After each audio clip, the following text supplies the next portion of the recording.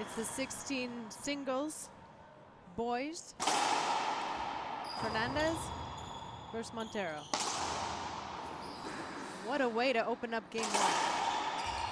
Oh, wow. What a rally.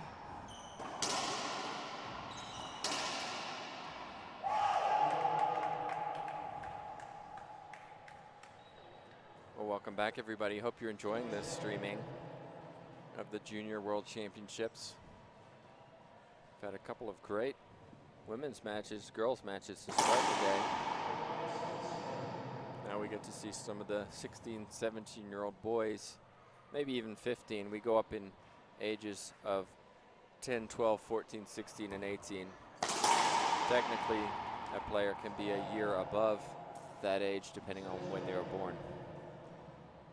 That's right, and it's your age at the start of January 1st of this year.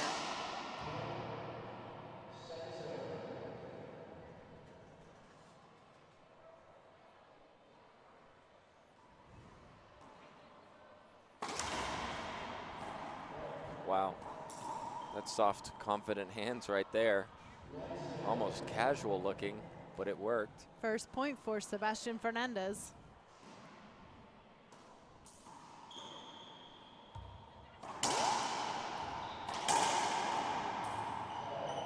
Saw him play a little bit yesterday, and what I'm seeing right now is how he plays. He can play very hard and fast, hits the ball incredibly powerfully, but then he tries to be cute sometimes as well. It can work, but it can also be, oh, what was I thinking? That wasn't a great shot. So let's see how he plays today. He needs to concentrate.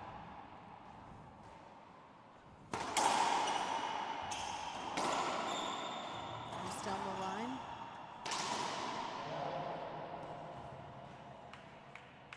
Pretty remarkable that these kids are still kids and they're only, you know, playing at the 16-year-old age group. Oh, absolutely. We've seen some players here who I think could give some professionals trouble. There's no doubt about it. And that's what's great about the juniors is we get to see some players who may become those professionals themselves. And we have seen Sebastian Fernandez on the professional tour taking out some top players and making it all the way to the quarterfinals and at the young age of 16.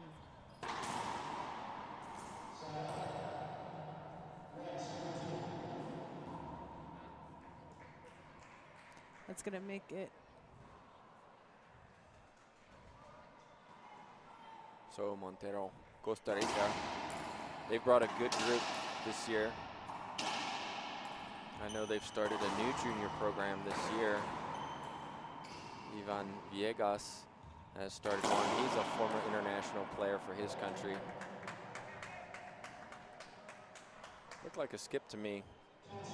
It's going to tie it up 2-2. No appeal.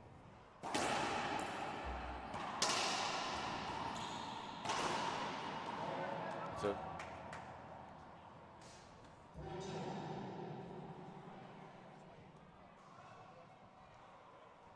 three serving two.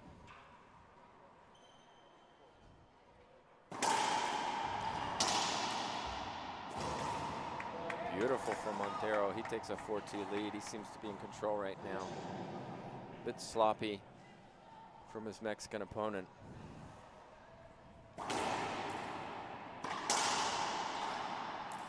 Got a chance now. That's better. Well, we were talking about the program coming out of Costa Rica, and we have an expert here with us. Tell us a little bit about the program that's happening in Costa Rica right now. Thank you, Laura. Our program has been going on for about a year, and we have basically 60 kids between 6 and 18 years old. It's a program developed in public courts, the only public courts in Costa Rica. We are at full capacity right now and have a big waiting list. That's basically what we've been doing for the last year. That's outstanding, and there's a good commitment from the racquetball community and from these players. How do you get people excited about racquetball? Well, the kids get excited just by watching the first time the game. The public courts, they have never seen the game, so they come to the facilities. There we have some pools around and other sports facilities. So they came just attracted by the sound of the ball initially.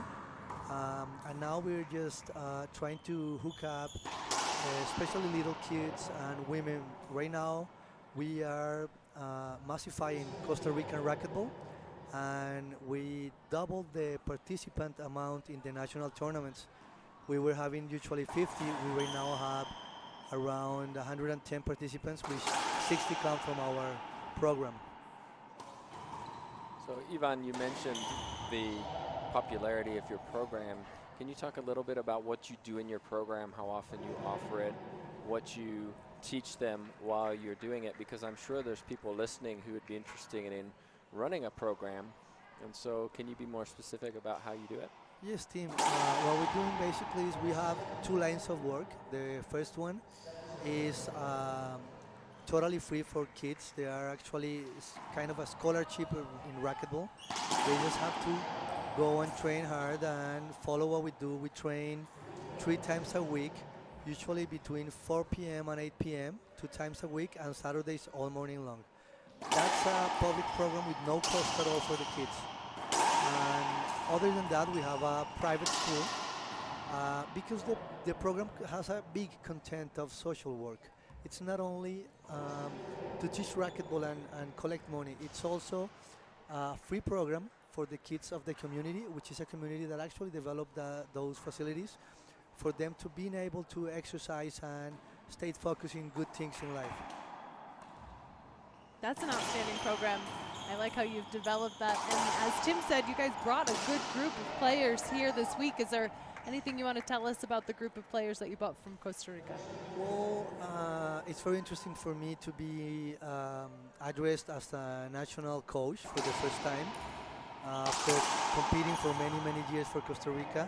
Now this time we came 3 official coaches, 1 assistant coach, and we brought 19 players, and 4 of them come from our bases, which are the smallest ones, the little ones. They are basically playing 10 and under and 12 and under, male and female.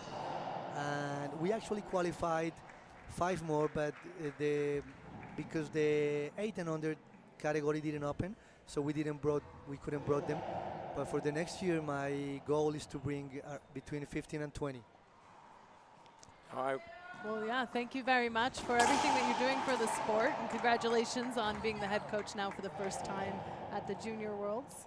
Yeah, I did have a quick question about your Yes. coaching. I actually refereed Ivan way back in 2012, I believe, and so he ended up becoming one of the IRF referees in 2014 World Championship. So it's interesting to see that transition from being a player to a coach, a referee, and now a coach. I've been watching you during the week and see you writing things down while you're coaching, and I'm curious, what is it that you're taking notes about while your players are playing? Well, yes, Tim, it's been a longer ride, and I played this sport for 30 years, competed many years back in the time for Colombia, and for the last 14 years for Costa Rica. I couldn't just go away because I love racquetball. I miss it. I need to be here. So I tried first playing, then while decided what to do, that was my refereeing time when I went to Canada. It was a nice experience. And then I decided I really wanted to coach and transmit whatever I got from my coaches during 30 years and my experiences. And what I'm writing down, it's basically what they do. Basically what I try to write down is what they do well and where they need to improve. So basically I have a statistic about what they're doing, so when they see it and I explain them, for example, they made 8 aces in a game, they realize how important is the serve. Or when they realize how important it is not to make unforced errors with easy shots. When they see it reflected in the score and in the drawings, they understand it better. And it's a good tool for me because after the game, it's over, and after coaching 20 games in a week, you hardly remember what happened in each one. You have a good idea, but you don't remember exactly. So the notes let me know exactly how I have to help each one of my players. That's a diligent coach right there. Well, it looks like you're doing some good too, because your player is winning right now in our 16 singles boys match. We're going to take it back down, but of course I'd like to thank you, Yvonne, for joining us and telling us about the program in Costa Rica. We wish you the best of luck, and it's people like you that are helping grow the sport. Thank you, Laura. Thank you, team. I hope I'll see you soon in Costa Rica, visualizing the program in the court with the kids and having some fun with us. Thank you. Absolutely. Thank you. Thank you. Well, speaking of Costa Rica, we'll be there next year in the spring for the Pan American Championships, and so we're looking forward to visiting their facilities and seeing how they operate their junior programs, because there are countries around the world who are interested in developing new programs, and we want to be able to give them best practices rather than relying on just this is how we've always done it attitude. One of those programs we're hoping will be China, because we will be there in 2018 for the World Championships, so I expect we'll have a team representing China at that tournament. So that's a country that's going to be developing over the next couple of years. Well, and if it's absolutely necessary to send me to places like Costa Rica and China, then I'm happy to oblige and discover what racquetball has to offer out there. And in this match, Costa Rica is now leading 9-4 over Mexico. Sebastian Hernandez and Andres Montero. It's such a fun element watching these juniors too, because as I've seen throughout this entire week of play, anything can happen. The momentum changes, emotions are involved, somebody starts to pick up on their game. It's been a really fun week of matches, and these quarterfinals so far today have been a great way to share that with the rest of the community. And of course, the IRF has been broadcasting matches on YouTube. You can check those out on YouTube at International Racquetball. Subscribe and never miss a match. Yeah, Montero from Costa Rica has been well coached. He plays the percentage of most of the time, and usually that's going to give you the advantage in a match. Hernandez is very athletic, hits the ball very hard, but at times he's a bit lazy, he's a bit casual, and so as a consequence he can skip some or maybe not get the ball because he's not getting back to the middle quickly enough. One of the things that I see juniors do here this week, for example, is after the serve, especially a lob serve, they don't get back to the middle of the court very quickly. It's kind of casual, and that can be a mistake you see here. As a coach, I want my player getting there as soon as possible, even if he's got plenty of time. Get into the habit of getting there when you have the opportunity. I think that's the key, is getting into the habit. It's unlucky. Snuck down the side wall. Yeah, perfect practice results in this kind of play, and if you don't do it during practice, you can't expect to suddenly just turn it on when you play. So it's important that when you do practice, you practice with a purpose, with this idea of I'm going to get better so that when I do compete, I follow what I've learned in my training. And again, here's a great example of just, you know, it's careless. He's got to get that ball in play. It's a second serve, and he hits it short.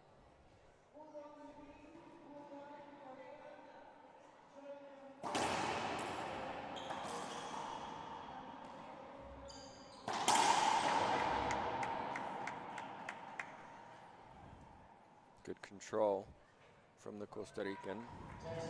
10-6.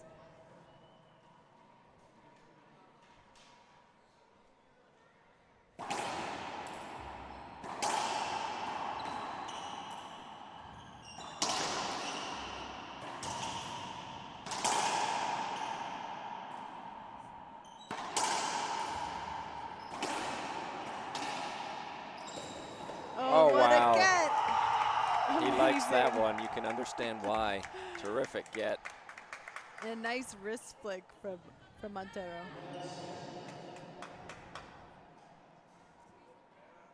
(11-6).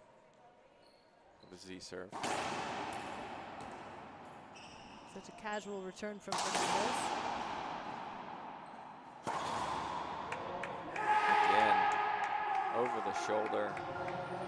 Looks like Mexico is going to take a timeout. Probably wise to do so, given that Costa Rica is up 12-6. We'll take a timeout ourselves, and we'll be back as we resume game one.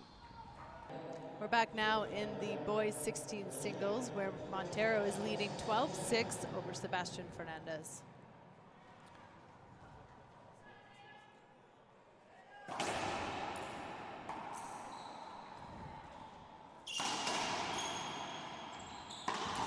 Wow, great pinch from Fernandez. Timeout worked, he's back in the box.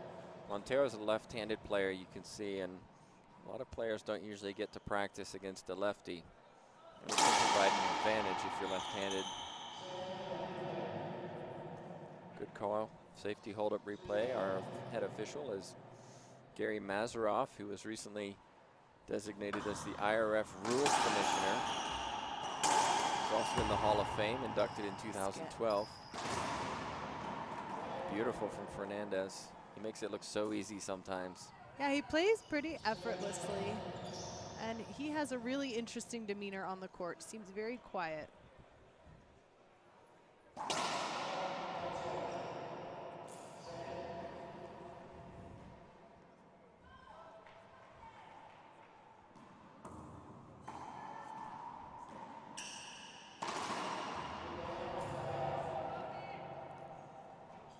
Skip for Fernandez.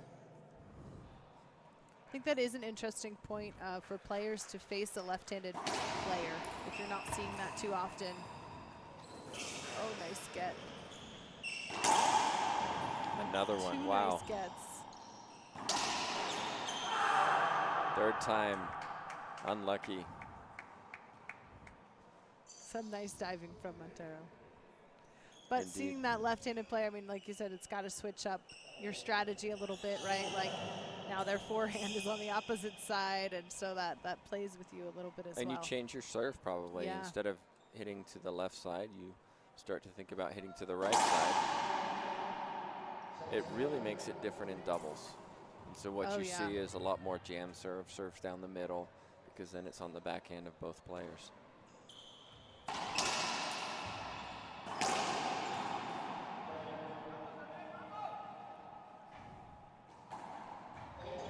Couple of points for Fernandez. Timeout seems to have settled him down.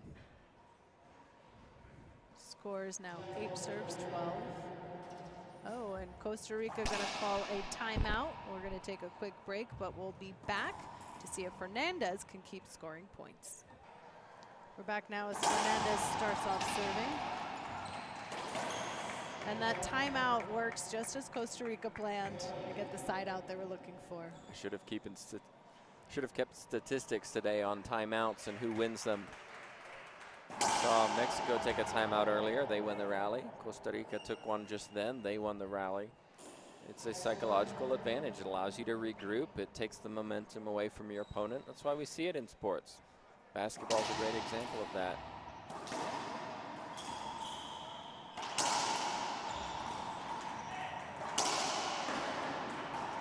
Great defense from Montero. Yeah, Montero is a very fast player. He's quick. He moves around a lot. I mean, of course, we're watching very young players, so it's easy for them to hit the floor and get right back up.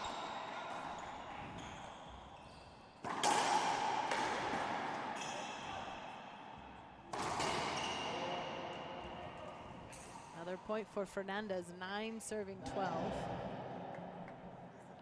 Similar to Iwasa earlier, when Fernandez has that opportunity to set up and take a shot, he hits it very cleanly. But when he's on the move, he struggles a little bit more. And there's a great example. Ball came to him, he put it down. 10-12.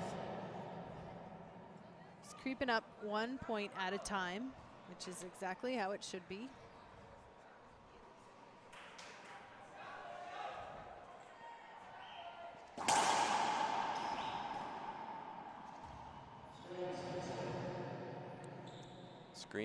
Screen serve called.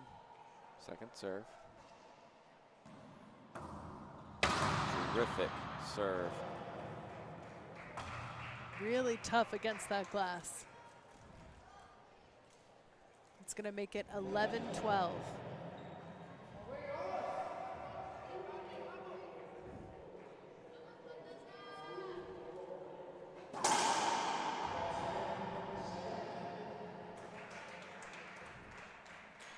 This is our last singles match of the day. We'll be live streaming the doubles coming up after this. You can check the website internationalracquetball.com for the full schedule. So Montero gets a bit lucky there. Hernandez puts it in the floor, and he should have done much better. Let's see if he can regroup and finish out this first game. Sticking with the serve to the left side. Hernandez backhand.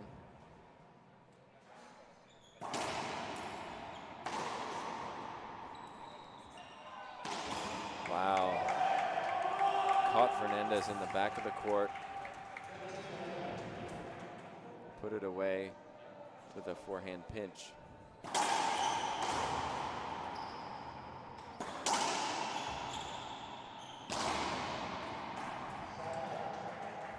Nice play up at the front of the court. No problem for Hernandez. That was good footwork there. You saw him side shuffle all the way up there. Bent down. Took it very well. Wow, nice return from Montero. Very tight first game. 13 serves 11.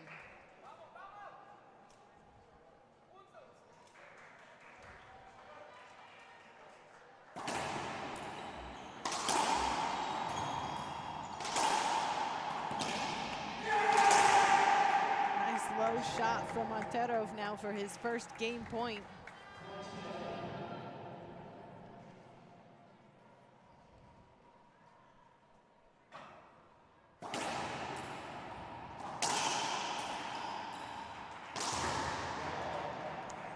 Calmly done from Hernandez. Yep. It's a difficult shot to make. He did it very well considering it was game point, and that's the importance of forgetting the situation that you're in and playing the shot that's in front of you.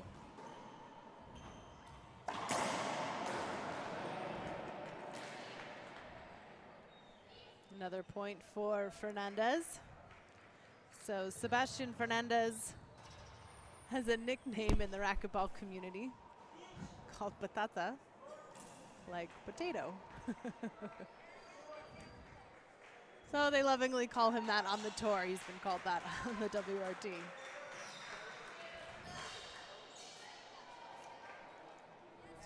Players only 16, 17 years old, and some great talent. It's fun to watch these young players. We have a range of players at the Junior Worlds between 18 and 8 years old. It's nice to see these young players in the future of racquetball. Looks like we have a first serve replay. Our official hadn't called the score.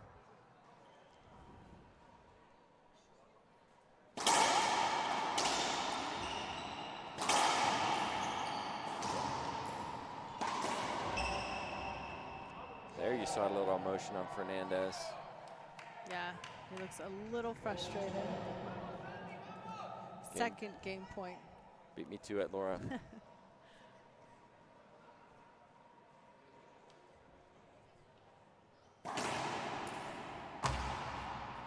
This will be his opportunity.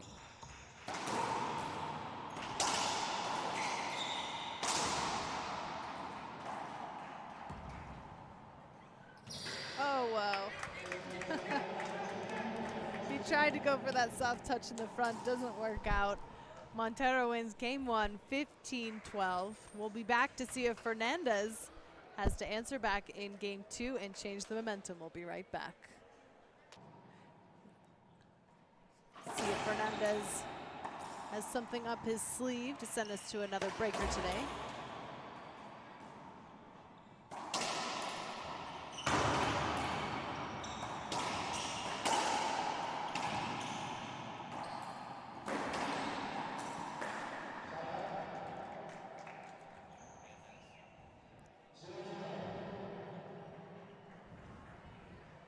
What a rally to open up game two. Yeah, I mentioned earlier in the day about the importance of maybe practicing what do you do up in the front of the court.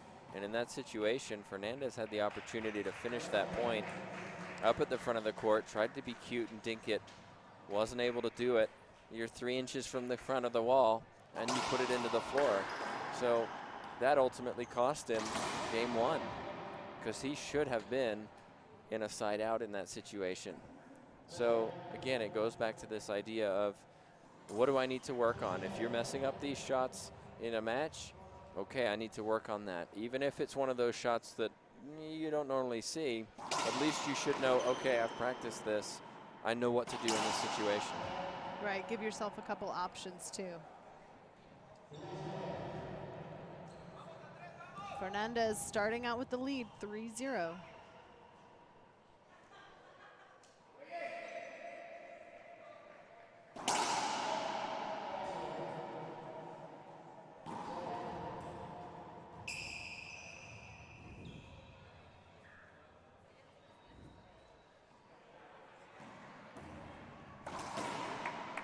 Beautiful from Montero. Let's see if he can get on the board in this second game. Looked pretty confident during the timeout between game 1 and 2. Smiling at the cameras. Nice hands from Montero in the front for his first point. It's now 1 serving 3.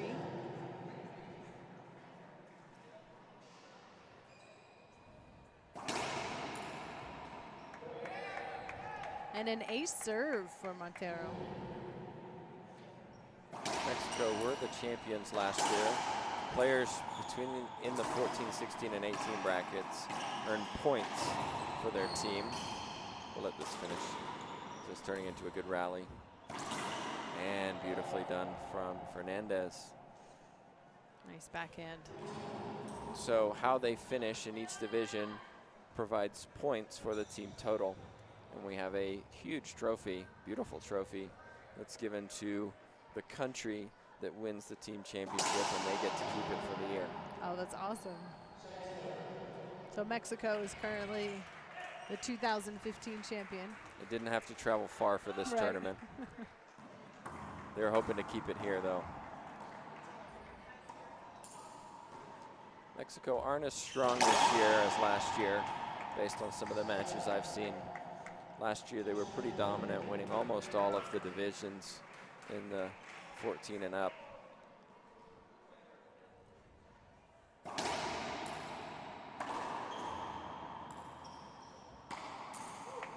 Nice hands from Montero.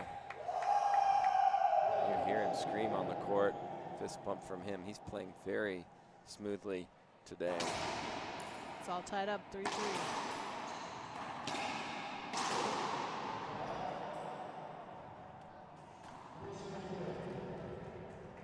Hernandez has all the shots.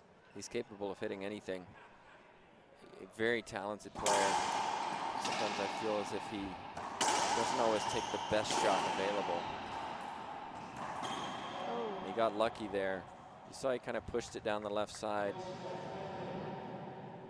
It was a skip, but a little bit harder, and his opponent wouldn't have had a chance at another swing.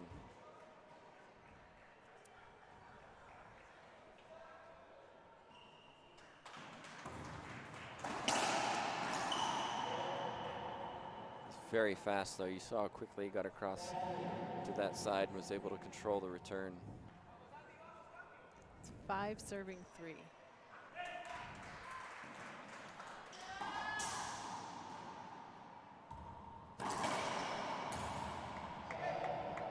And there's a good example. He tried to pinch it.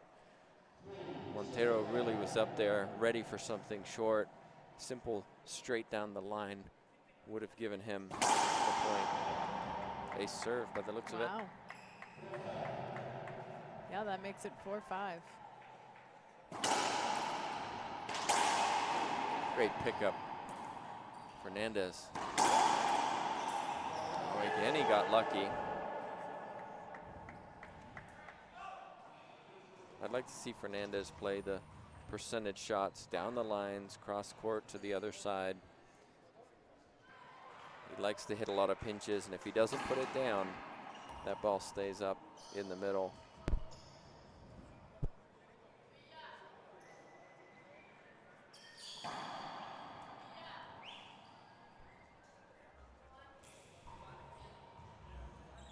towel break. Yep, we're fixing the scoreboard here as well. We have a great system with the IRF. There's big screens and iPads connected to them. It's all hardwired. As an official, it's been hugely beneficial. We're not scribbling on paper, trying to flip the board around to see who's serving next. It's all done through the tablet.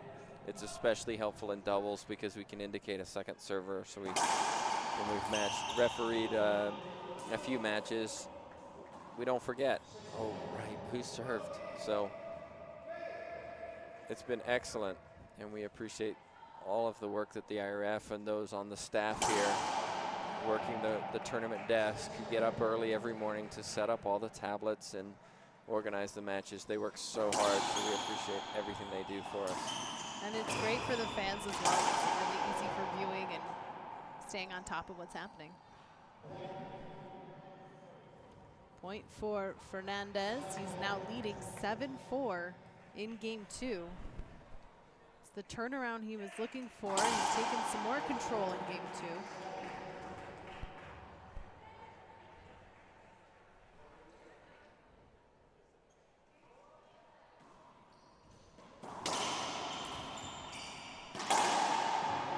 Yeah, you saw Montero. He ran around to hit that on his forehand on the right side.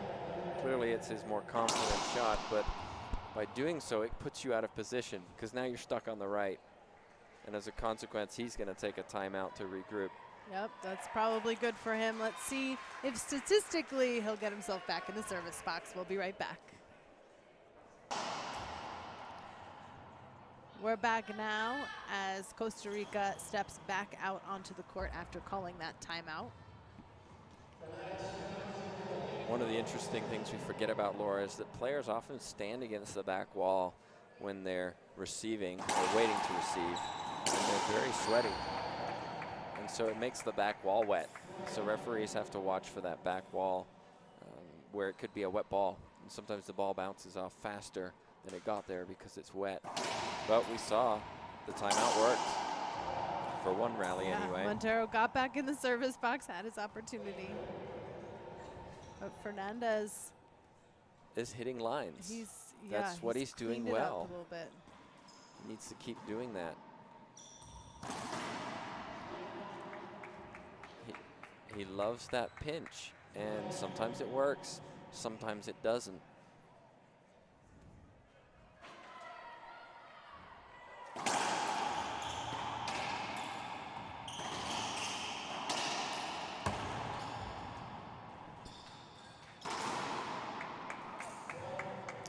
And it was, again, it's a low percentage. If he just went down the line 2 bounces, that's his point. But maybe that's not what he practices. Maybe he practices the glory shots. And as a consequence, when it gets into a game, he needs to hit it down the line, and that's not his confident shot.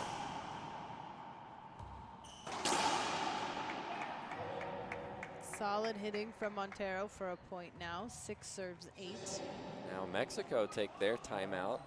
Let's see if they can regroup. Hernandez sits down, has a discussion with his coaches. Yeah, we'll be back just after this commercial break. Sebastian Hernandez calling that timeout, seeing if he can break the newfound momentum that Montero has found. Laura, especially with juniors, we sometimes see that players don't have the basics, the fundamentals, down the line, cross court, keep your opponent in the back, put it in the corners. And a lot of times they maybe go for shots that they shouldn't go for. And it's, well, why? You have coaches. The coaches are probably teaching these basic things. And yet sometimes I wonder if the audience has an effect. Because what did the audience cheer? They cheer something dramatic, something outrageous. And I sometimes wonder with the juniors, maybe they go for too much because they're looking for that applause rather than hitting a good down the line shot, 2 bounces, where the fans just sit there and go, oh, okay, that's the point. Right, they want something more mesmerizing than just a down the line shot. Exactly. I think we have an appeal here.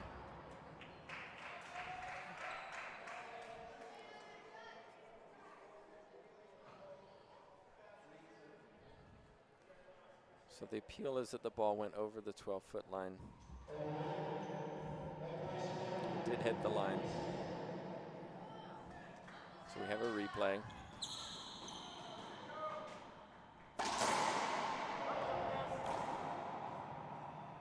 Yeah, looks like that was a good appeal for Montero. Mm-hmm.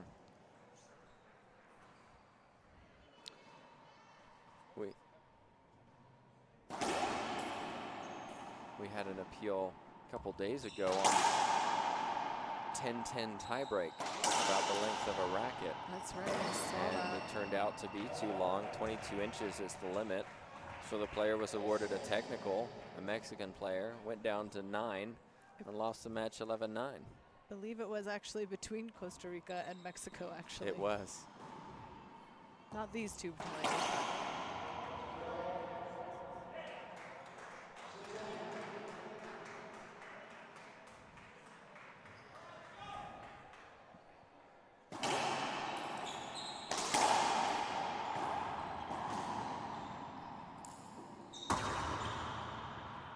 Now he has his chance. Hernandez. Oh, wow, Good what a pick get. up from Montero, but not 2 times. And you see there, it's smart play. Kept it low, pushed it towards the backcourt instead of trying to go for that pinch. Montero got the first one, but it was still an opportunity. It wasn't a great return. One of the things, especially we see some of the 10-year-olds flying around the court, diving everywhere.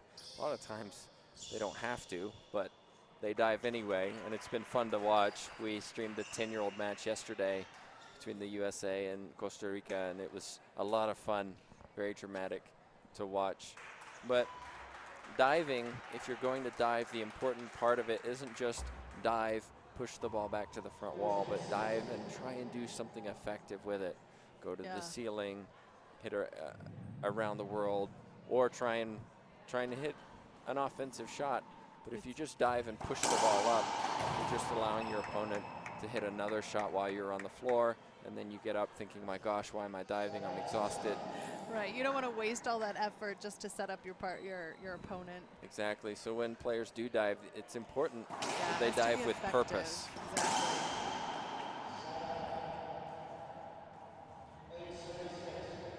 These guys have been stuck at 8-6 for a little while. See if Hernandez has anything up his sleeve.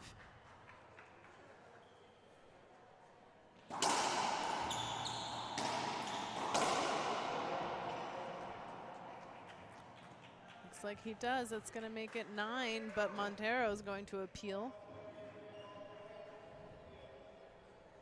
Well, both turn it over. That's why we have line judges. Both disagreed with our head official.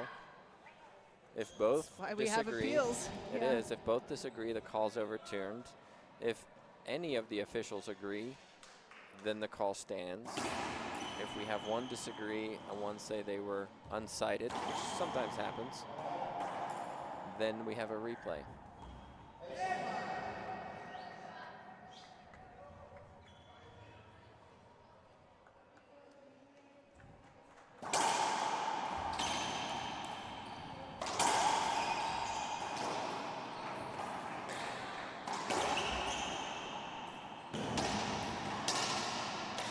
That's better from Hernandez. Down the line, 2 bounces. And he mixes up his swing a little bit, had a few soft touches in there, but he didn't move much. We saw him moving Montero all over the court. So now you can see Montero in the back holding his racket up. He's a little tired. Catch your breath. And this is where I mentioned in our last match the importance of pushing your opponent, even if you're down in a game, pushing your opponent because it may help in the game after.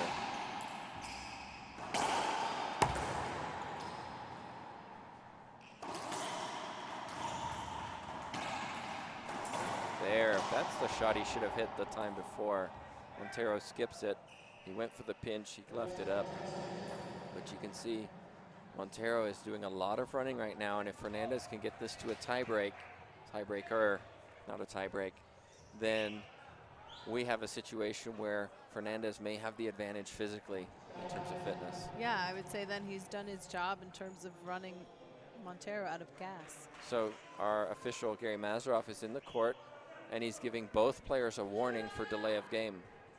Players have 10 seconds to serve after the score is called, and that's a combined 10 seconds. So So now, now they didn't wait till he called to serve. A little bit Montero. of an overcorrection.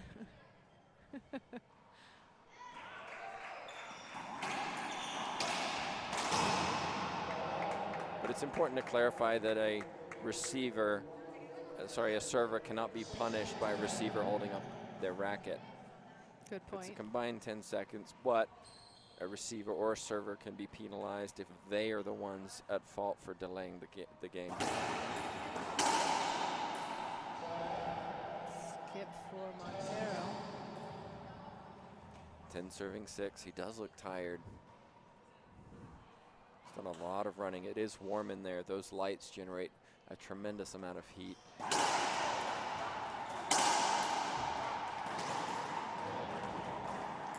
Montero with a nice smooth swing to make it 11-6. Looks like Costa Rica are going to take their second and final timeout. Yeah, see if he can catch his breath a little bit. Sebastian Fernandez has Montero running around the court. We'll be right back in just a moment. We're back at the 28th Junior World Championships.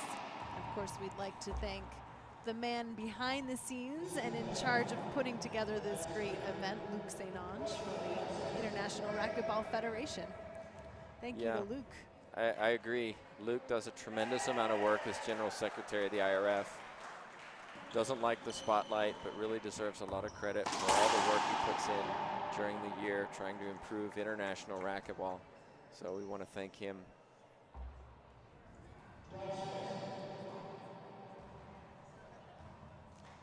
Given the opportunity to do an interview, he denies it. No surprise there.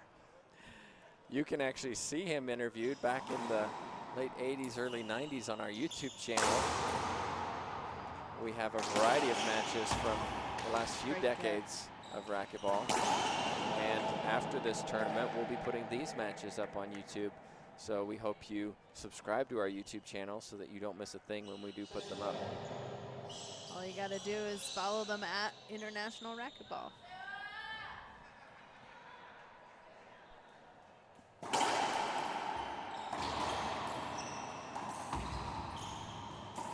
Oh, and a skip from Fernandez gives the first point for a while to Andres Montero. And you notice 7-12. how he had his feet facing forward. Was pretty lazy there, just kind of pushed it as opposed to moving his feet, getting in the right spot, and taking a better shot.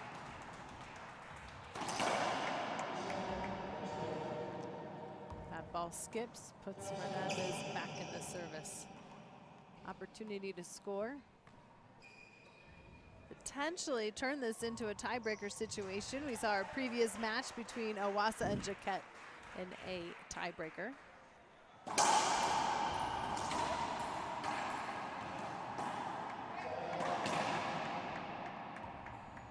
There's 13 different countries represented here this week, 186 junior players between the ages of 8 and 18. And just outstanding matches on every court here at the Loma Centro Deportivo.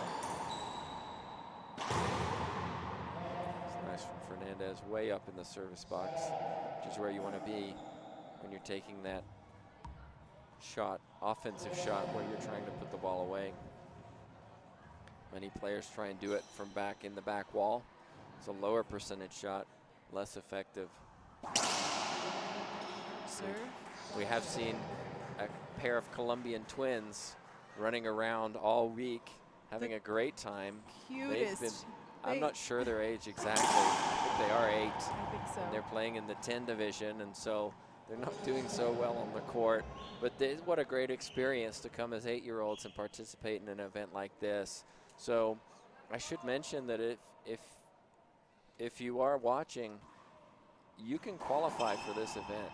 Every country here has a national championships for juniors where you can qualify for this event. You also, there's a variety of different ways you can qualify depending on where your parents were born or where you were born or what passport your parents have. And so there's some players here who represent a country and maybe they don't live in that country, but their mom was born there or something to that effect. And the same in the World Championships where we see players representing their country and it just isn't the country that they have grown up in.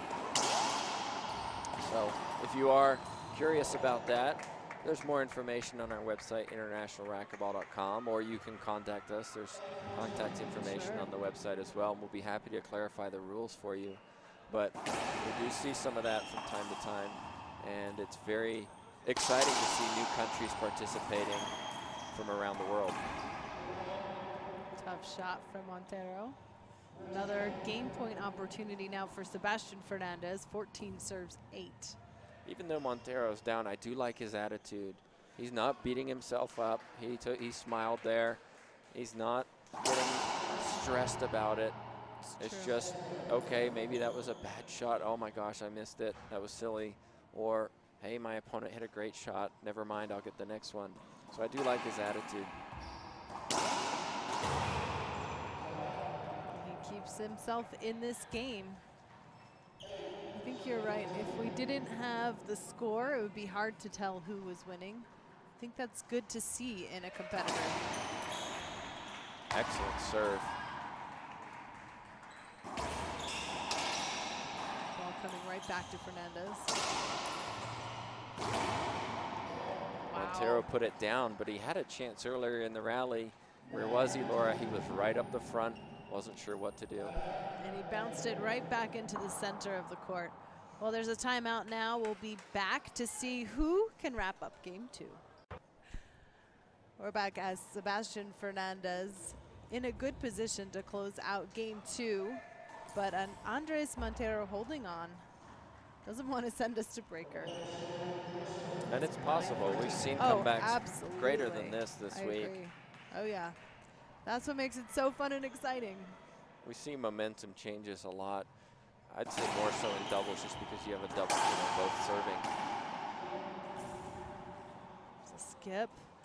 Curious who took that timeout, Mexico or Costa Rica?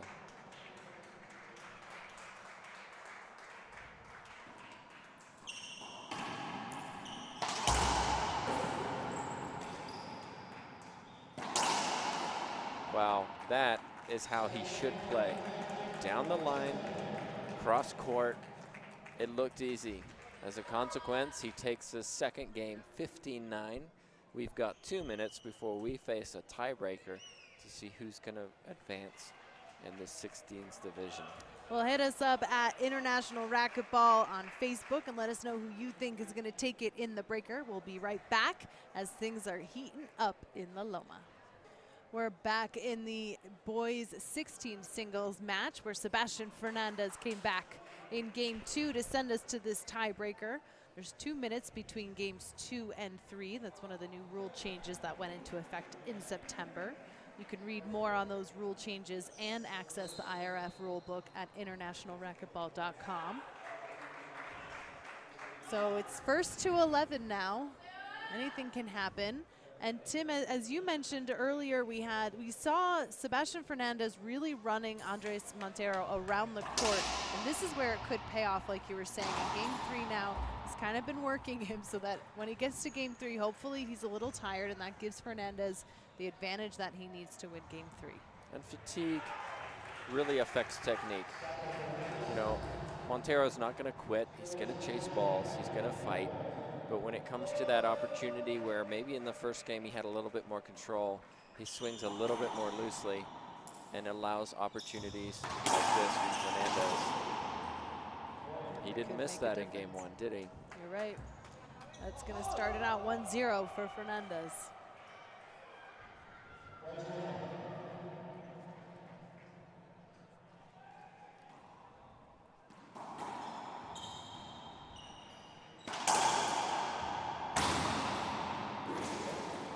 Great diving get from Fernandez.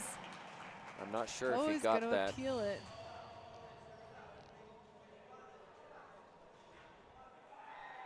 So one disagrees, one agrees. The call stands.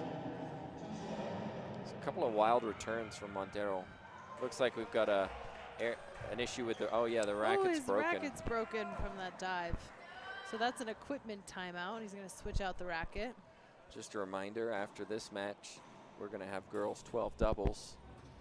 Hernandez and Rico Segura from Mexico versus Mahoney and Stein from the USA. Excellent. See a lot of USA-Mexico matches this week. Usually the top 3 are looking at Mexico, Bolivia, USA. They usually finish around the top 3. And so we start to see those, as our tournament official Gary Mazeroff says, the cream rises. Well, there is lots more racquetball. For those of you that want to check out the schedule of today's remaining quarterfinals, you can go to internationalracquetball.com. Again, another error from, oh, great pickup from Hernandez. Let's see if Montero can put this down. And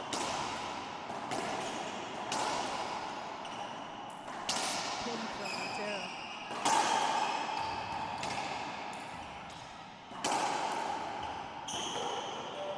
Wow, what a rally.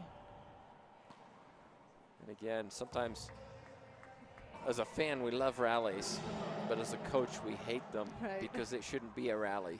If there's a rally, it's because somebody's hitting poor shots, and usually it's both players. In that case, it was a bit sloppy. Montero, yeah, gonna call a timeout. Probably a good one. That was another long rally. Let's see if he's running out of gas or not. We'll be back in just a moment. It's the 28th Junior World Championships. Sebastian Fernandez is still leading in game 3, 3-0 against Andres Montero. And in keeping Montero running around the court, forcing him to call that timeout. Let's see if statistics are in the favor of Montero and he can side out. So, Laura, one of the interesting things I've seen from watching Costa Rica, we saw Alexander Piri earlier this week, and he lost in his match against I believe it was Mina from Bolivia. And the same thing appeared to happen. He got tired. He was killing the ball early in the match, playing beautifully, and then gradually Mina just kept going, and Piri started to wear down. So I wonder if it's part of the training protocol that these players have, where fatigue sets in. Maybe it's something they need to look at if they train together. I don't know. I'm just guessing here. But Montero has missed a lot of shots, and you can see he's not putting the ball down.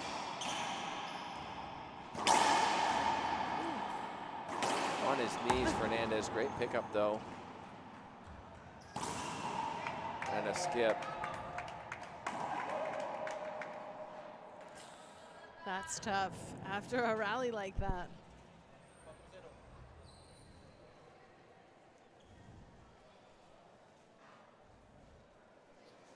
Well, it is pretty hot. We've had some interesting weather.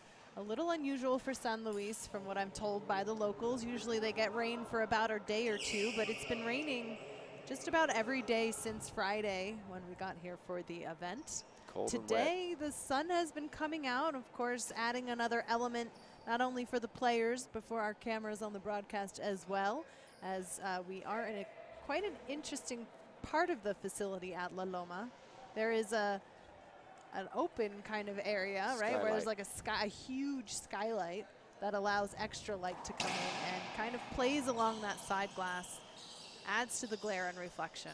So here's an interesting rule from our head official, Gary Mazeroff. He has the right at any point in the match to tell players, you need to change your shirt. And in this case, you can see they're dripping wet, so they're going to change their shirts. Shirts must have their country on them. They are allowed sponsors, but the sponsors have to be smaller than... Looks like Fernandez doesn't have another shirt, so he's literally taking the shirt off the back of a fellow teammate to meet those requirements that you're laying out for us, Tim, and has to have the country on the back of it. And it's funny because in the World Championships, in the final, we saw that with Rocky Carson. He was asked in the tiebreak to change his shirt, and his response was, I don't have one. And it was for almost a seasoned player like that, you would think he would have five-time world champion. Many shirts in his bag. I can't believe you don't have another shirt. And so it was it was funny because he had to borrow Dave Ellis's. That's right. His coach. Took the shirt right off his coach. Took it right off his back, went on and finished as world champion. But just one of those things that it's a coaching error where a coach can say, hey, make sure you have 3 or 4 shirts in your bag just in case. Right, about that, having that preparedness. He's it's laughing. not just on the court, yeah. I know how much he loves his new shirt. That's a nice pass. If he did that more often, this would be a lot easier for him.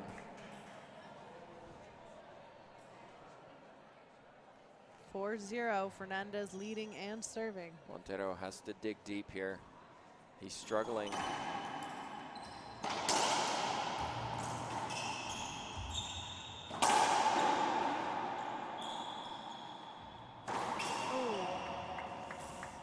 He's going to appeal this. I think he wants a replay. Oh, excuse me, 2 bounces. 1 agrees, 1 disagrees. Who's going to lose an appeal? But I really like the line judges because we just get on with it. There's no 15-minute discussion with the referee. There's no questioning everything. It's okay, that was the decision. All right, let's get going. It is what it is, and you have to move on. It's really makes the match faster, too.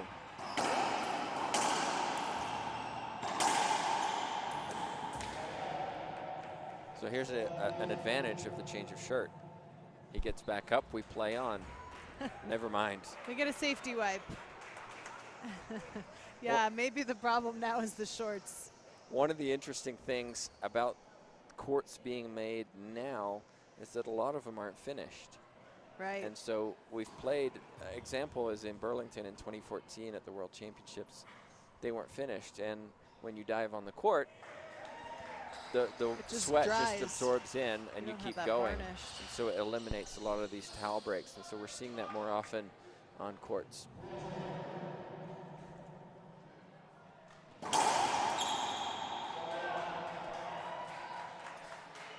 That'll be a side out. And we'll have an appeal, no surprise there.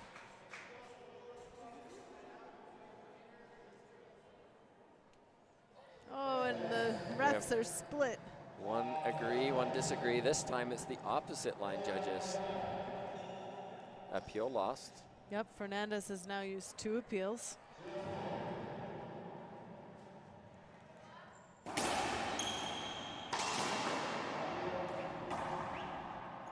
Nice return.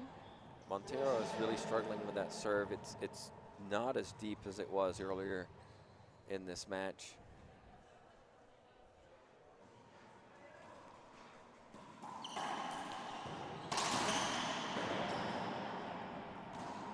There's the point for Fernandez. Sebastian Fernandez trains with Miguel Rodriguez and Alvaro Beltran right there in Tijuana, Mexico.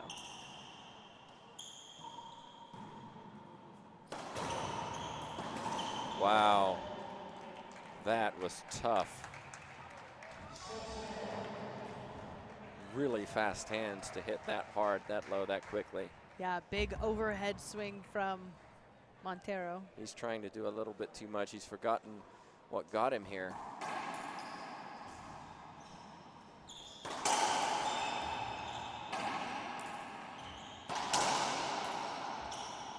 That has to be an avoidable hinder. Another good decision. Makes it point number 7. And Andres Montero calling another timeout. That's got to be his second.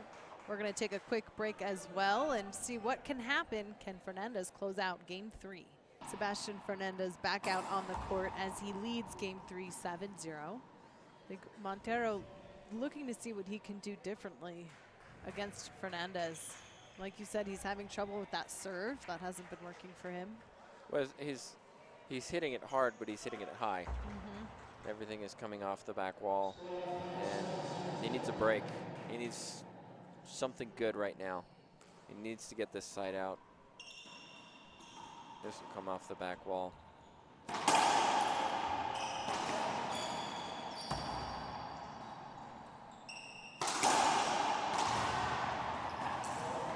Everything's coming back to the middle. He's frustrated with himself. After game 1, he was smiling and happy, and now you can see he's frustrated with himself. Yeah, that's he's having opportunities. He really does have opportunities, and he's not able to get it down.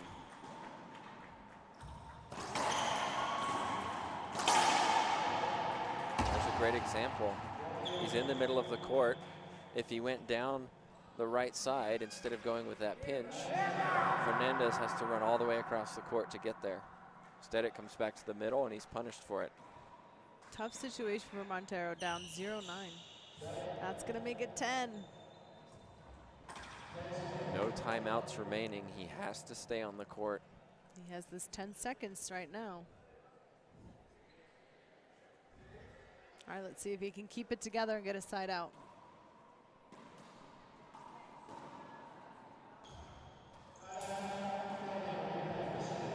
It's a court hinder replay.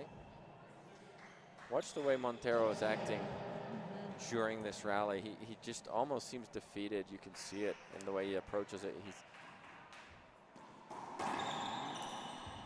See how his racket's down. Yeah, we've definitely seen a shift in body language. And there it is. Fortunate mood change for Montero, but Hernandez wins 11-0 in the breaker. We have more racquetball coming up after this, so don't go anywhere. We're coming back with the 12 and under doubles for girls. So we'll be back in just a few minutes, folks. Thanks for watching.